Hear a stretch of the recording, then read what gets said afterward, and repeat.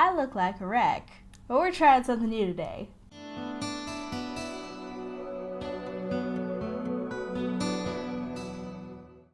Hey everybody, welcome back to my channel, and I don't remember how to record.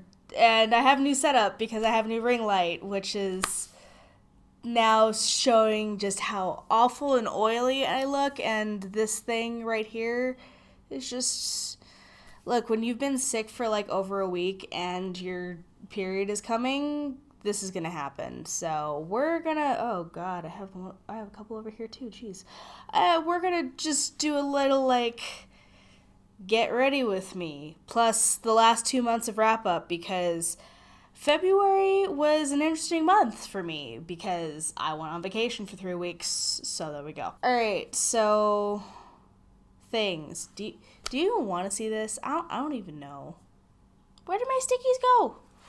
Alright, so we have 2 months worth of wrap up to accomplish, and I'm actually so far really actually kind of proud of myself as far as what I was able to accomplish, because I believe that I said that I wanted to read 50 books this year, which is about a book a week, and considering the last like 5 years I haven't even read 50 books total, this is a new start for me. I'm really happy about this. So January we started off with the series that I've been sort of working on with my friend, because she really enjoys romance novels, which is not my thing, but I mean, it's also has like urban fantasy type things, so did that, and that is Wildfire, which I will put here. Okay, I guess I have to make room for books because I'm going to be talking about books, you know, like you do. By the way, this is amazing. Mostly because it matches my skin tone, and I've never found anything that matches my skin tone, so there we are. I wasn't mad at Wildfire. I mean, it's a romance novel. It's not my thing. I still did it. It did what it needed to do. We're giving it 3 stars, because I wasn't mad at it. And there we are. Next, because everyone and their mother was talking about this book, and I hadn't read the first one, so I decided to read the first one, and that is The Cruel Prince. The Wicked King came out, and Twitter was screaming about it. So I'm like, okay, I like Holly Black. I've actually read some of her like short stories and whatnot, which is quite fun.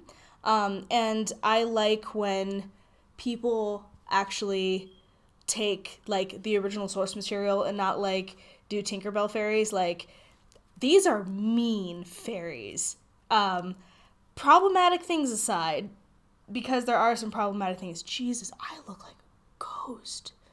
This light, I don't know what to do with it. Anyway, Cruel Prince, I think I gave it 3 stars or 4 stars. 3.5, let's just say 3.5, because you can't actually rate half stars on Goodreads, at least I don't think. If you can, leave a comment down below, because I'm new to this whole thing still. Tart-shaped tape, like everyone does. I will read The Wicked King because I'm invested enough in it. Like, I want to see where this goes and how this ends up working out for our protagonist, because she makes a lot of dumb decisions, and I want to see Jude fuck up more. That's long the short of it. I don't really care about her. I just want to see her suffer, which is really terrible for me to say, but I kind of do. Well, it's gonna be what it's gonna be. This ring light just makes me look like a ghost. I am a ghost. Maybe I should experiment with like these other settings, because I haven't really done this. No. Definitely no. I guess this is where we're at. Can't tell if it's the ring light and the monitor or if I'm actually that pale. Oh well. Next, I believe I did The Hate You Give, which I did. I forgot that I was going to do Blackathon, which I didn't end up doing because vacation, but I got a little bit ahead And I did The Hate You Give, which I was very surprised to have liked. Not because I thought that it was going to be bad writing or anything, but some of the people that I had watched on BookTube had mixed feelings about it. I guess more to do with the way that it was written than the actual content itself. So I was rather surprised as much as, wow, this is just not my thing, is it? But yeah, I was really surprised that I really enjoyed The Hate You Give, and I think it has mostly to do with my upbringing. Hi, sorry, this is editor Yumi here, and I kind of go off on a ramble here, and I said things that I perhaps didn't mean to say, and so I'm going to reiterate them here when I'm not doing my makeup and just not being distracted. I feel like I was closer to the content of The Hate You Give because my experience growing up was that my home was not in a sort of ghetto neighborhood, if you want to call it that. I spent a lot of my time there. My grandparents lived there, and I spent like almost all day with my grandparents. My parents also taught in these neighborhoods, or this type of neighborhood, and so for me, Star's experience of going back and forth between what she perceives as like the good neighborhood versus the bad neighborhood, I felt very close to that. And I think that has actually helped my reference as to what she was talking about, what the kids were going through, how they were coping with loss and all, the environment that they're in and so forth. Obviously, this is not my personal experience because I am not a dark-skinned person. A lot of people think that I look very white. Some people think that no, I look very Asian.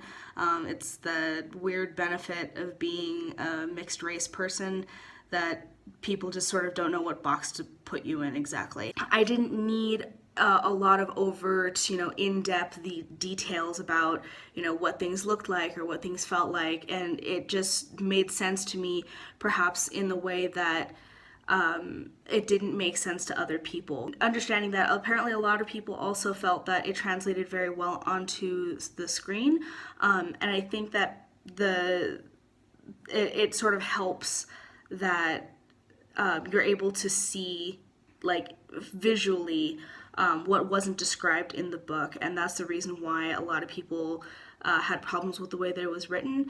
That being said, I don't think it's a bad book. I don't think that someone who just doesn't have the referencing that I do, or other people just like their opinions aren't valid or anything.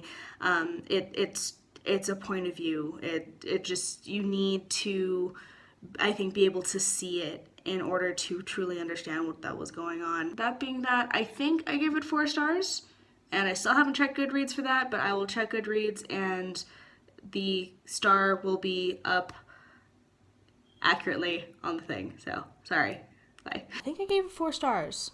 I think I gave it 4. Yeah, 4 or 5. I can't remember. I'll look at my Goodreads. You'll see it here. Next one was, I needed something a little bit lighter because after The Cruel Prince and after The Hate You Give, I was a little overwhelmed with, like, terrible endings. So I picked up The Gentleman's Guide to Vice and Virtue, which I was very happy about. Everything was light and fluffy. Even the darker moments were very light and fluffy.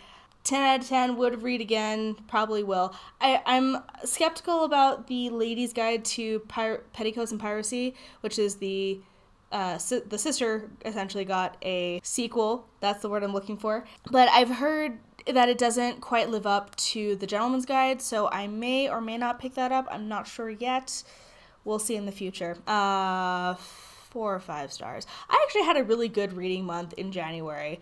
Like, even though things happened, I had a good reading month. I also read Shattered Mirror because I wanted to reread it. I have a blog up for actually my in-depth opinions. I also did a reading vlog about that, so go check those things out. And last one that I finished before February just jumped on me was Stephen Fry's Victorian Secrets, which isn't so much an audiobook as it is a serial. I would call it a serial. It's kind of hard to explain because it feels like it should have really been a television show. Not to say that it was bad at all. Like, I loved it. But it felt like it would have been probably better as a TV series where we talk to experts and we have, like, I wanted to see Stephen Fry, like, dress up as a Victorian and, like, go catch, like, a cab, you know, a horse-drawn cab, and, like, go visit these other places. Because there was sort of, like, this radio play-esque element to it, where, you know, some people pretended to be X character or were interacting with Stephen Fry as if he were in that era. So I would have actually liked to have, like, visually seen that rather than hear it. Perhaps it will be made into a television series at some point. Would recommend it, absolutely. I had so much fun learning about, like, weird sexual secrets as well as, like, the plumbing system that had to be redone because sanitation is a thing. So it was quite fun. This light is so bright. Like, I don't even know what to do. Jeez, I don't look that bad. Really? My eye bags are so bad right now. They don't look that bad in real life. Okay, camera. Let's play this game. At this point, it's not even about the ring light. It's just about, I don't want to look like a ghost. Guess this is our new lighting now, which still makes me look like the fucking kid from The Grudge. Anyway, February. February was Blackathon and BookTube games, neither of which I did very well. I ended up doing BookTube games because, frankly, I just had to read and update my pages. But even then, I did not do nearly as well as I was hoping. Like, I was like, oh, I'm going to be going to Italy, and it's going to be winter because I'm not in winter right now. I'm in summer. So I thought, oh, I'll get some wintry themed books and it'll be great. And I had Becoming, which I did read eventually. And I was like, oh, I'll try to do, you know, a bunch of stuff all at once while I'm on vacation. But I started off because, again, Twitter was going freaking mad over this, which was King of Scars. And I was about 50-50 on this particular book because while I really, really enjoyed the Six of Crows duology, the Grisha trilogy was not my thing. And this had more to do with the Grisha trilogy than Six of Crows. That being said, I really enjoyed this book. It wasn't nearly as juvenile as the Grisha trilogy. It did have some rather juvenile bits in it, but it was not as bad. I believe I ended up giving it 4 stars because I felt like it deserved a little bit more than 3, mostly because of Nina. I enjoyed Zoya. I enjoyed Nikolai. Nikolai's just a fun character all around to read about. I kind of want to go and suffer through Siege and Storm and Ruin and Rising, literally just for Nikolai. I was actually also very surprised that I was able to follow along with pretty much the entire thing and not really feel too lost, considering that I did not finish the trilogy. Next one I did end up reading was Becoming. 4 stars, just straight out the gate, because it kind of felt like a slow start. And not because I think that there was a lot to set up, but more because I was not as interested in Michelle Obama's very early childhood as I was her adult life. But it all sort of came around full circle. I'm pretty sure that she had help curating her experiences into this novel, but it was really good. I feel like her experience in the political scene and in what she wanted to do, and essentially becoming the first lady and trying to figure out what all that meant for her, not only as a professional person, but as a mother, as a wife, as, you know, someone who is very family oriented. It was very much worth reading where she was coming from and then how that translated into her first ladyship. It also sort of gives you a more honest look at what it means and how the family is impacted when one becomes the president. And it was interesting to say. I keep on using that word, that it was interesting. It really was. It was an interesting book. I'm glad that Michelle Obama is working with booktubers. I did not see the original announcement. It was more of everything surrounding it. I am a little disappointed, yes, that there were no booktubers of color who were invited to do this collaboration with her, especially because that did seem to be a big concern of hers when she's talking about the charity organizations that she was working with and the points that she was making throughout her novel. So it was a little odd to see that there was this weird controversy. On the other hand, I am glad that she's reaching out to booktubers via the internet, because I think that both, you know, Michelle and Barack's work with young people is really important, and this is a really good way to reach out to people, considering apparently they both really love to read. So there we are. I cannot do eyebrows and talk at the same time, so I'm not gonna try. If you've ever looked at my eyebrows and noticed that one is higher than the other, that is my natural eyebrow, and it bugs the ever-living crap out of me. Next, I did not have a great reading month because Italy and doing things with husband, so I didn't do a lot of reading, which was quite sad. However, I did do a lot. Like, there were a lot of pages that I ended up reading. I ran through the Sawkill Girls in 3 days because I wanted to get those bonus pages in for the BookTube games. So I did end up reading that. I ended up reading that 2 stars because I have feelings about this. I probably should just make a dedicated video to that and explain why I thought that Sawkill Girls deserved 2 stars. The long and the short of it is that the girls made stupid decisions.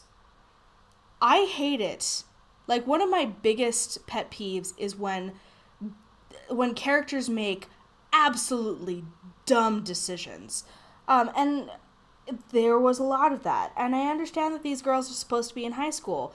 And, you know, you don't make the best decisions in high school, especially when you don't understand what's going on. And this is a world where you really don't understand what's going on. The next part was that there's a concept which not a lot of people actually talk about, or at least not in so many terms. That's a concept called earning. So when you write a scene and it's supposed to be very dramatic, or you have a dramatic line, the context and the world building and the character arc and so on and so forth, it all has to work together in order for the point of drama to actually hold weight to the reader. Sawkill Girls had none of that. I was not invested in any of the girls enough where any of the points of drama stuck. Spoilers ahead. Honestly, I don't even remember the girls' names because they were that bland. But one of the girls finds out that her father is part of this weird male-only organization, and they want to find these girls and kill them? ? In order for this entity, that's feeding on young people, young girls specifically, will just disappear for a while, I guess. But she finds out, and I looked at that, I read it, and I laughed. Because I'm what the fuck is going on? I don't understand. And it's supposed to be this really serious moment, where she finds out that her father's betraying her or something. At least that's how she takes it. And, none of that. I was having none of it. Also, so much convenient shit happens. Like, I think his name's Greg. He's not quite friend-zoned friend. And, yeah, he just conveniently knows how to pick locks. And he just conveniently knows computer shit. He essentially does all the legwork for the girls. I wish that he didn't exist. I really wish that the girls had done their own research, that this wasn't, like, he was a shortcut.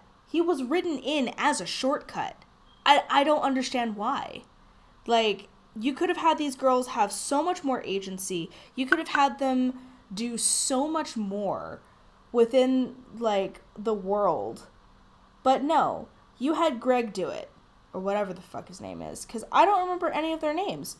I literally was like, girl 1, 2, and 3 in my head. I didn't care for it that much. I feel like Saw Kill Girls had a really interesting concept, and I enjoyed that concept. It was so cool. You know what my favorite parts of the whole thing was when the island itself had chapters or like a page or something like that in the middle of everything. Because I'm like, oh my god, I'm interested again. Maybe the author will do something with this, because it seems like there is something bigger at work. Like, the island has its own consciousness enough where it's chosen these 3 girls to do something. And nothing ever came of it. Hello? There was a missed opportunity here. So yeah, 2 stars. Last that I didn't actually finish, but we're in the process of it. I was really hoping to get this last book in before BookTube Games ended, but I didn't end up doing that, and that was A Torch Against the Night. I enjoyed the first book. I don't remember if I actually put that on Goodreads or not, but it ended up being like a 3-star book for me. It wasn't mind-blowing. I really enjoyed it. I was sort of stuck in an airport or waiting for my flight, and I was like, well, let's open up this one. And I rather enjoyed it. I kept reading, and I was not mad at the end. So far, I'm a little disappointed, and I don't think that it has anything to do with the writing. I think it has more to do with the fact that I'm listening to it on an audiobook.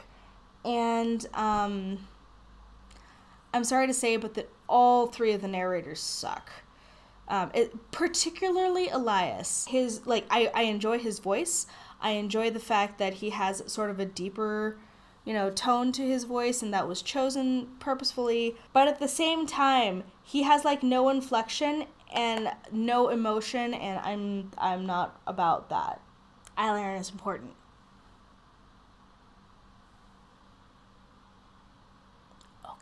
Look, I have a face now. I think I'll do a better wrap-up about A Torch Against the Night in March, when I'm done with, like, my March wrap-up sort of thing.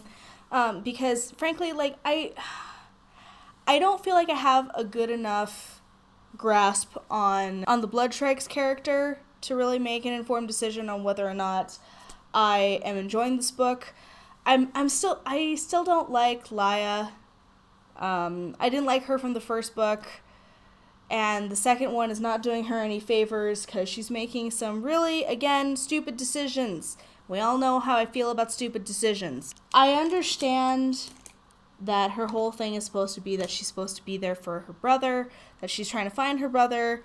I'm just not having most of any of that. I'm not digging this face. I think mostly because of this light. But there we are. So those are all of my books so far this year. That is 1, 2, 3, 4, 5, 6, 7, 8, 9, 10 books, because I'm not counting Shattered Mirror as part of that 50. I technically also am not going to be counting any of the Game of Thrones thing, which I'm also doing that read along-ish, sort of, kind of, not really, because I read the first one and I don't feel like I need to reread that one. It's so long. But I will be reading Clash of Kings. Yes, I think that's the next one. Pretty soon, and hopefully have an informed opinion about it before the the live show happens at some point, which I don't remember when that is going to be, so I need to figure that out. So I think that's all for this wrap up, and we'll figure out something to do with the rest of this. I don't know. I'm going to be recording a lot, so don't be too surprised if you see multiple things and I look the same and I still have this terrible lighting and these terrible bags, but we'll see. Alright, thank you so much for watching. If you like this video, please give it a thumbs up and hit the subscribe button and the notification down below if you haven't already, and to see some sort of bookish content in the future. Not sure. We'll see. Maybe I'll do more of these get ready with me's or something like that. Alright, I'll see you in the next video. Alright, bye!